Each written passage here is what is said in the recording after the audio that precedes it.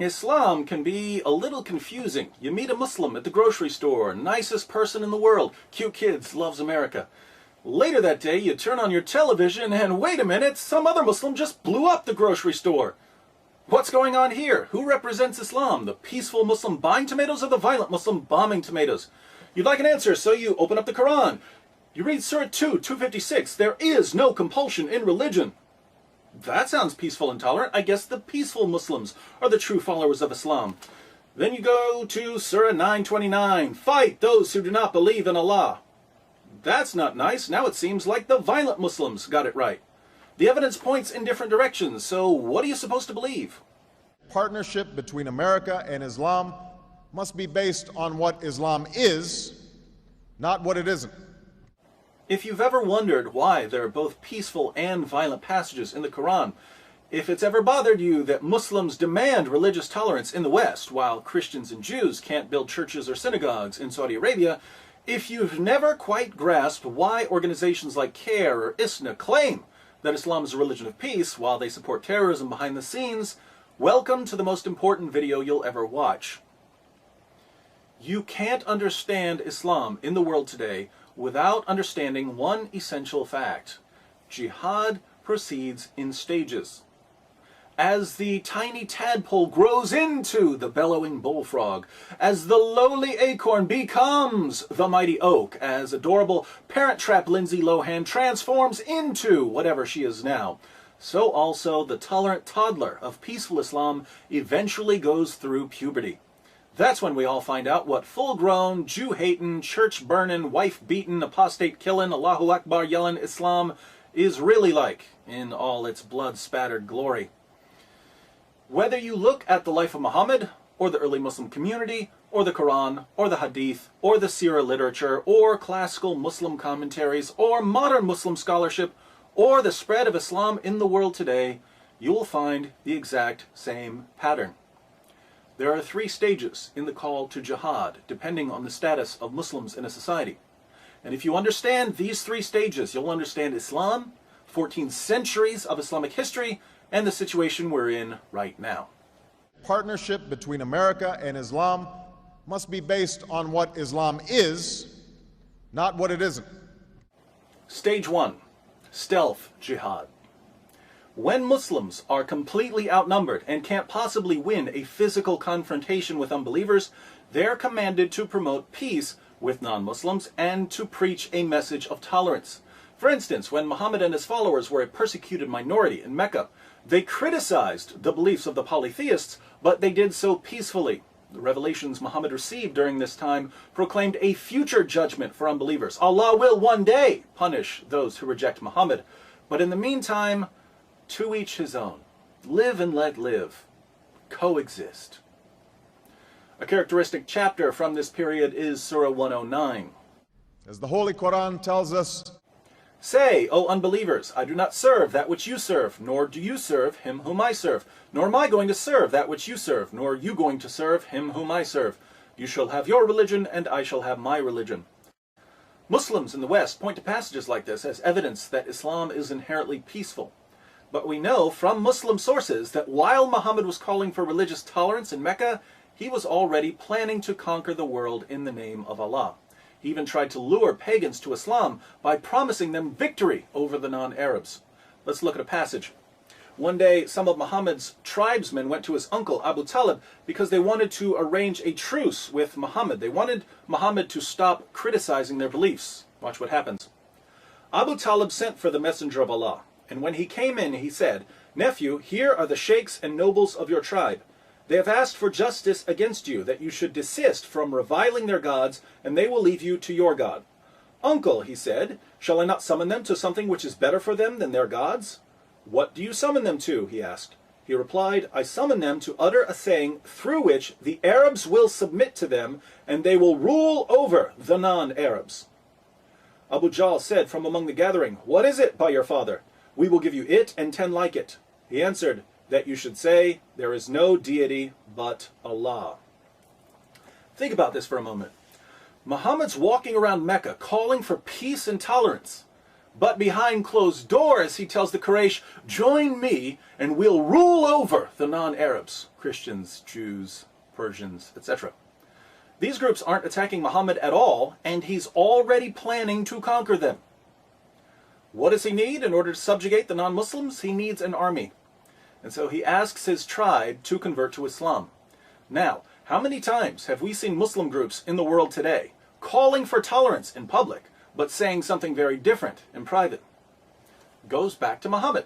One of the key features of stage 1 is taqiyya, concealing Islam's true intentions in order to protect the Muslim community. This was eventually made explicit in Surah 3:28. As the Holy Quran tells us, let not the believers take disbelievers for their friends in preference to believers.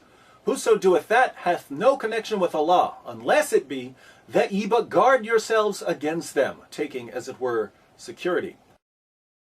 Muslims aren't allowed to be friends with non-Muslims unless they're outnumbered and they feel like they're in danger from a stronger adversary. That's when Muslims are told to pretend to be friendly.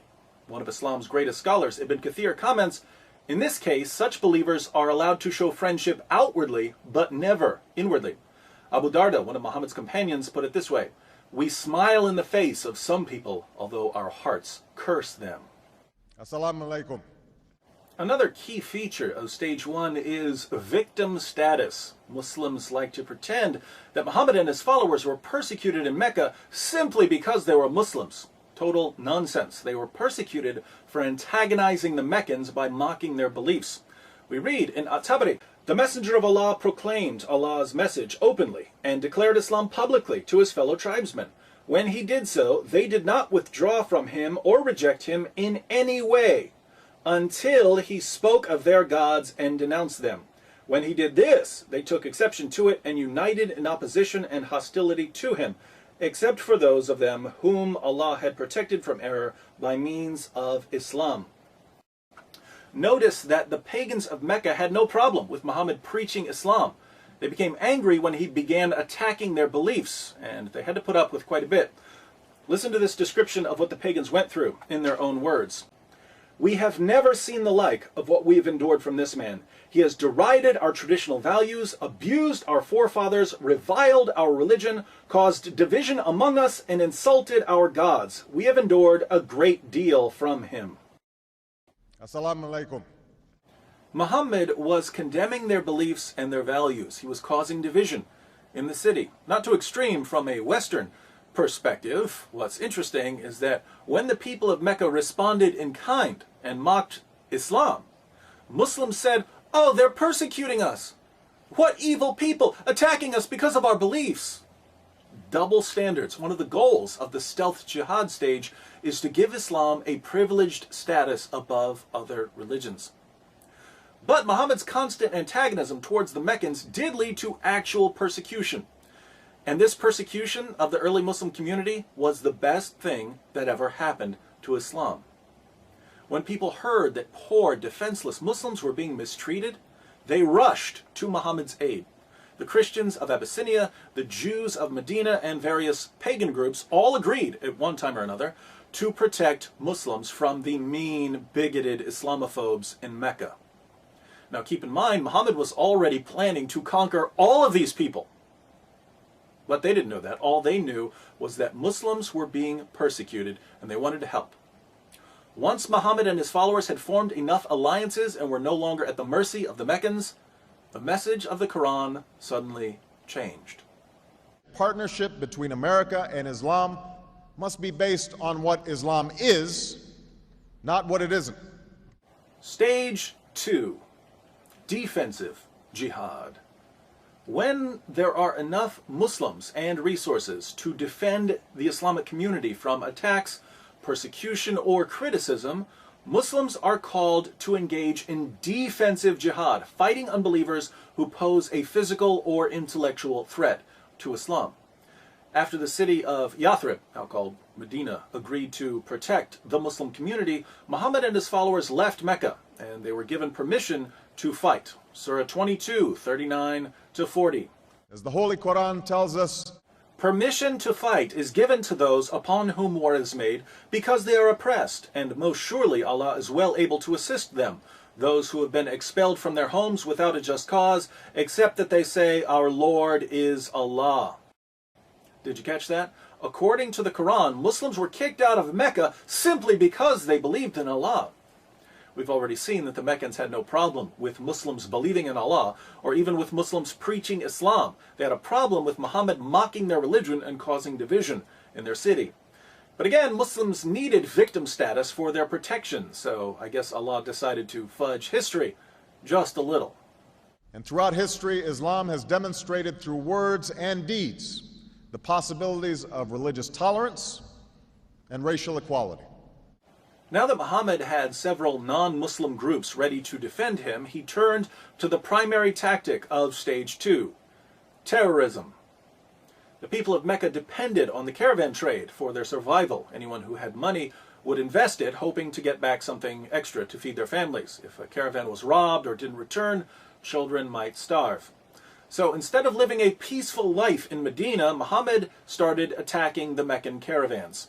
Muslims launched 7 attacks against the caravans, and the Meccans never retaliated. During the 7th attack, Muslims killed a man, and they took the goods and some captives as well. The problem was that it was still the holy month when everyone agreed not to fight. Muhammad was a bit worried about this at first, but then he received Surah 2:17.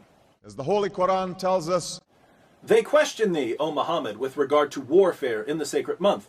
Say, warfare therein is a great transgression, but to turn men from the way of Allah, and to disbelieve in Him and in the inviolable place of worship, and to expel His people thence, is a greater transgression with Allah, for persecution is worse than killing."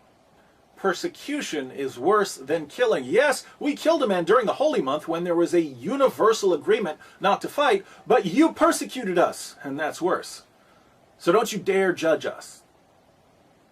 The Meccans had been trying to avoid war, but it was clear that the Muslims weren't going to stop attacking the caravans, and that Meccan trade and the livelihood of the city would never be safe. So the pagan tribes sent an army to protect the next caravan. Muslims attacked and defeated the Meccans at what became known as the Battle of Badr.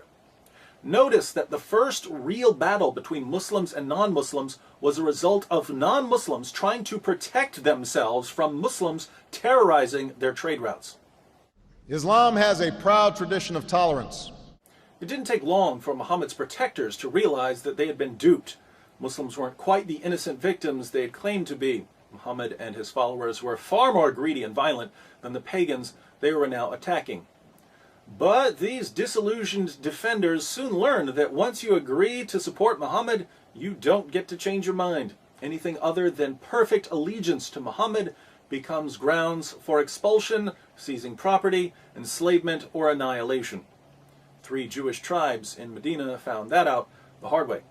A proud tradition of tolerance. Non-Muslims also learned that no matter how much they disagreed with Muhammad's campaign of violence and intimidation, they had to keep their mouths shut.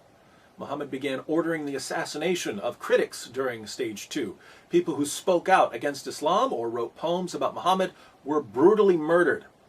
And the citizens of Medina, the very people who had invited Muslims into their city, saw their rights rapidly disappearing in the name of Allah. Tolerance, tolerance, tolerance. Stage 2, then, is characterized by defensive fighting those who attack the Muslim community in some way. What we need to get our minds around, however, is that Muslims have a much broader definition of what constitutes an attack than anything we're familiar with. Persecution and military aggression certainly count as attacks, but as we've seen, criticizing Islam counts as an attack. Backing out of alliances after you figure out Muhammad's true intentions counts as an attack. And in the defensive jihad stage, Muslims are ordered to respond to these attacks with physical violence and terrorism.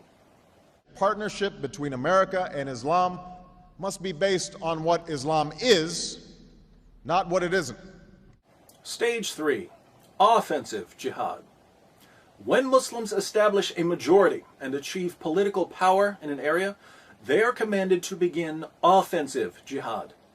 Once Mecca and Arabia were under Muhammad's control, the message of the Quran changed yet again. Suddenly, Muslims weren't just told to fight against aggressors. They were commanded to fight non-Muslims simply for being non-Muslims. As the Holy Quran tells us, O Prophet, strive hard against the unbelievers and the hypocrites, and be unyielding to them. Surely Allah has bought of the believers their persons and their property for this, that they shall have the garden. They fight in Allah's way, so they slay and are slain. O you who believe, fight those of the unbelievers who are near to you, and let them find in you hardness. tolerance, tolerance, tolerance. If Muslims have the military strength to expand their political power and to violently subjugate non-Muslim populations, forcing these non-Muslims to pay tribute, the Quran commands them to do so. Surah 9:29. As the Holy Quran tells us, Fight those who believe not in Allah nor the last day, nor hold that forbidden which hath been forbidden by Allah and His Messenger, nor acknowledge the religion of truth from among the people of the book, until they pay the jizya with willing submission and feel themselves subdued. This verse doesn't order Muslims to fight oppressors or even critics. It orders Muslims to fight those who don't believe in Allah.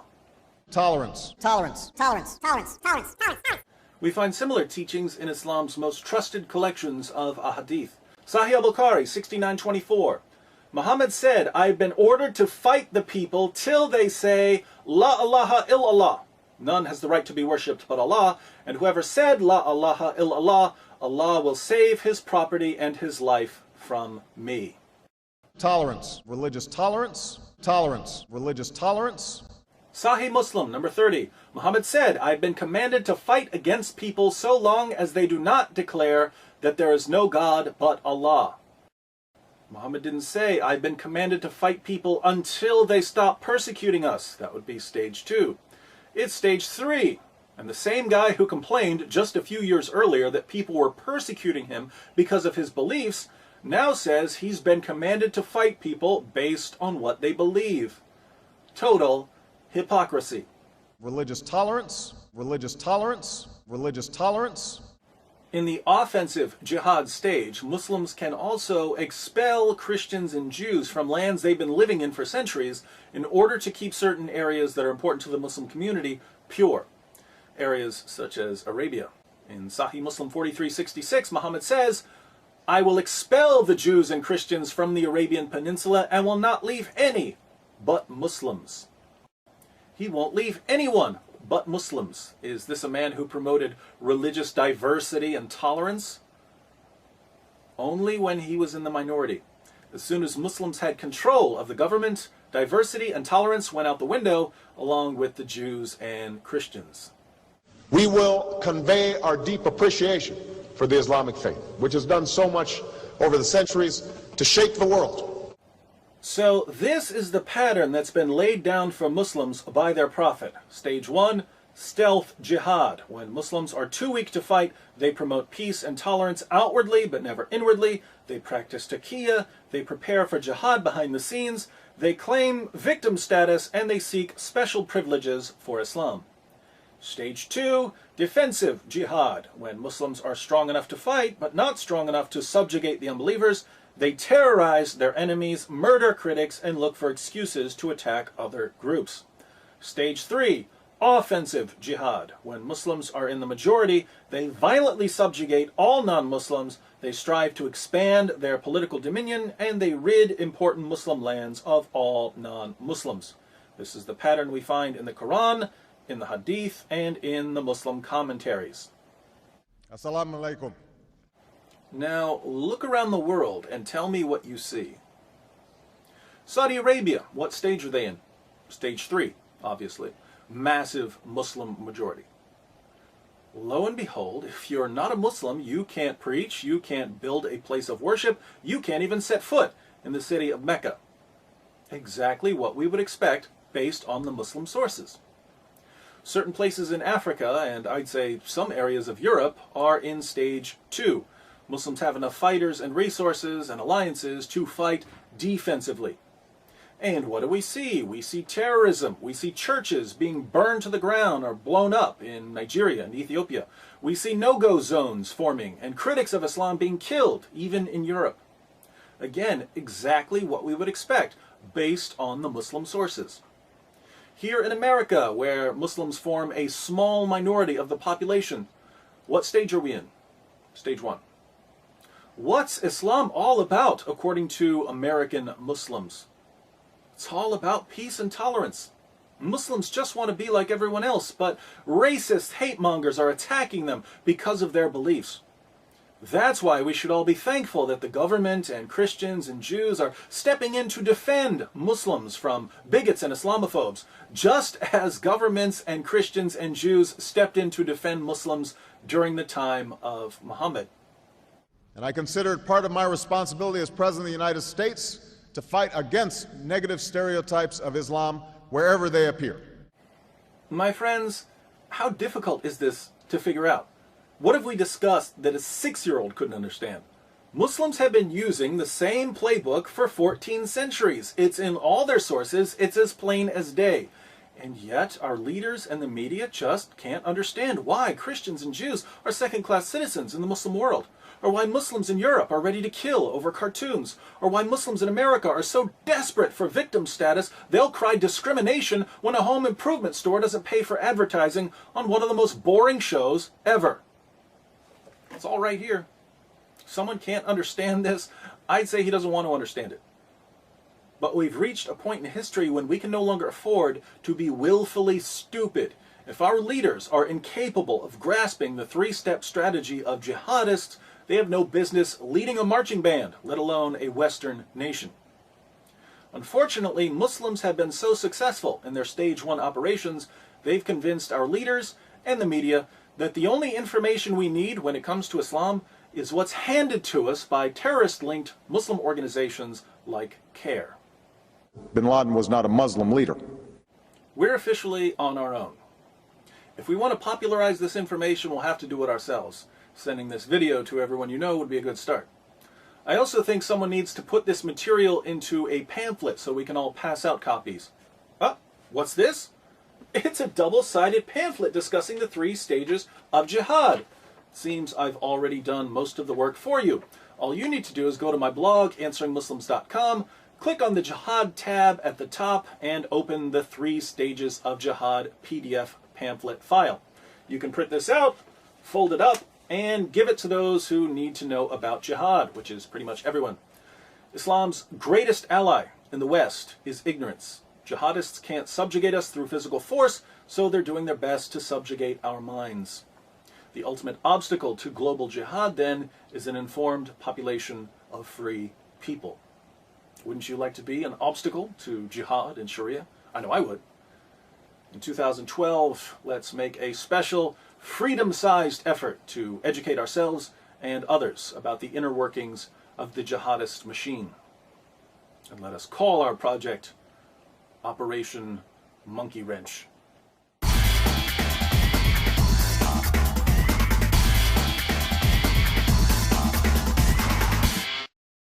I think it's important to add a quick appendix on westernized Muslims. I've said in this video that Muslims in stage 1 are commanded to deceive non-Muslims in order to keep us ignorant of Islam's violent goals.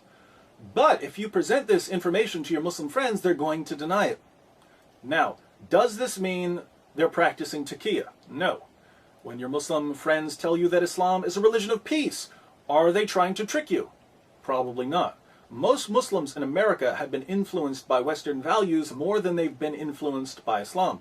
They may pray 5 times a day or fast during Ramadan, but their knowledge of Islam doesn't get much deeper than that. They've read very little of what's in their sources, and they know practically nothing about what we've discussed in this video. So chances are, when your Muslim friends tell you that Islam is peaceful, they really believe it. No need to accuse them of lying. Sadly, your westernized Muslim friends aren't a source of Islamic doctrine. Islamic doctrine is grounded in the Quran and the Sunnah of Muhammad, and these sources are perfectly clear when it comes to jihad. So I think we need to add another stage to our 3 stages. Stage 0, the totally clueless about jihad stage.